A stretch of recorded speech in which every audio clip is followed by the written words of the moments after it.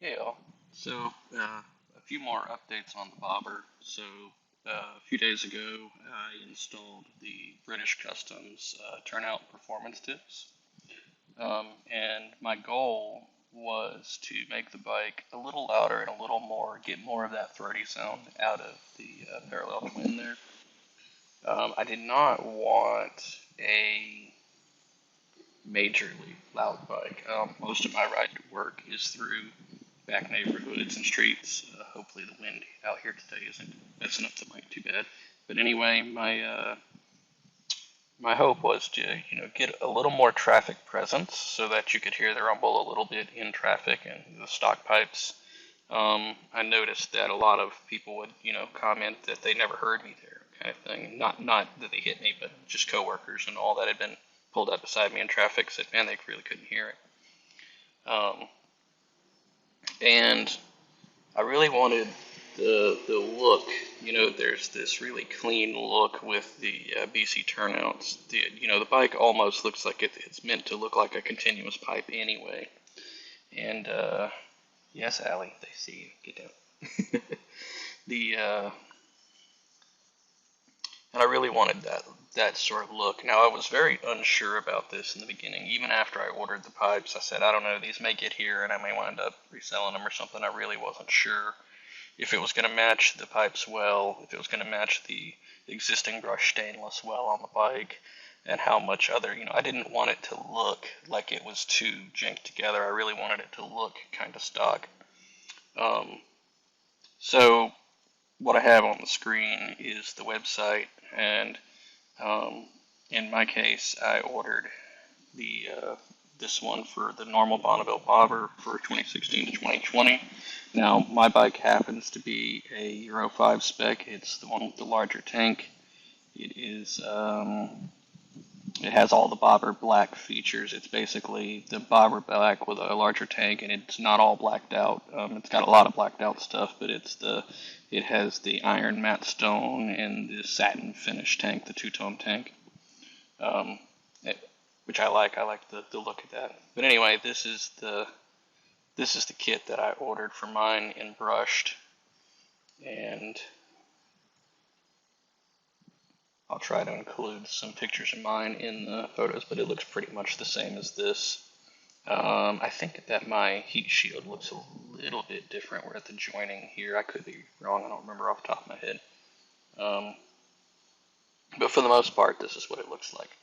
The install was pretty easy. Now, you'll notice this comment here that says will not fit Euro 5 models as the intermediate mid-pipe is welded onto the catalytic converter, starting at some 2021 models and up. To check for this, look below your catalytic converter where the intermediate mid-pipe joins. If there's a clamp, performance tips are compatible. If it is welded, they are not compatible. Now, on my bike, I had the clamps, so I went ahead and ordered. And I'm pretty happy with that decision, and I'll try to explain a few reasons why on that.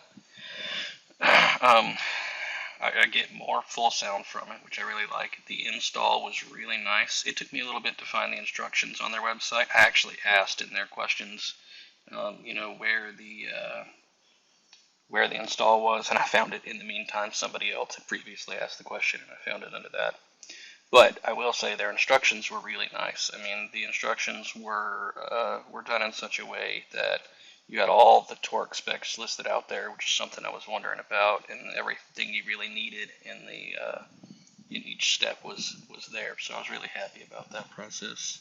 And it was overall a reasonably easy install. I mean, it didn't take me very long. I don't remember exactly, but I did use a scissor lift when I did mine.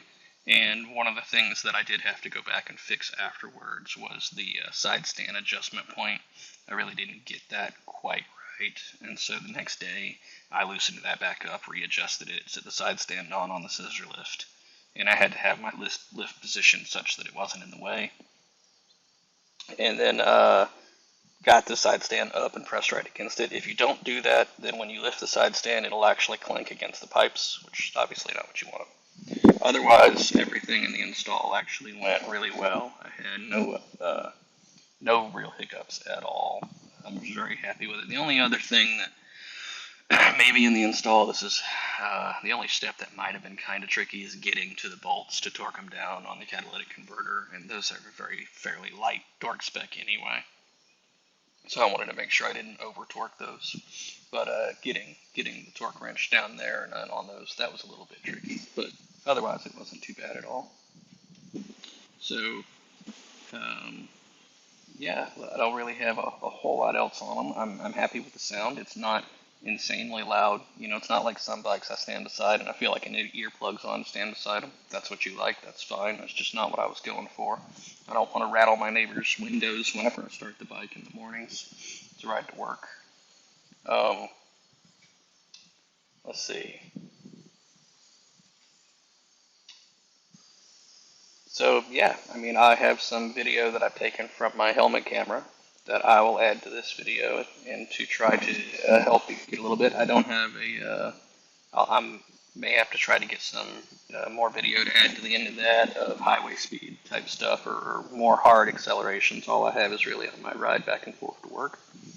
But and I will say that my helmet camera doesn't really do it justice. The microphone on my Sena Prism camera is not quite picking up the full band. You get a lot more low frequency sound with the British Customs, which you might imagine with the muffler removed.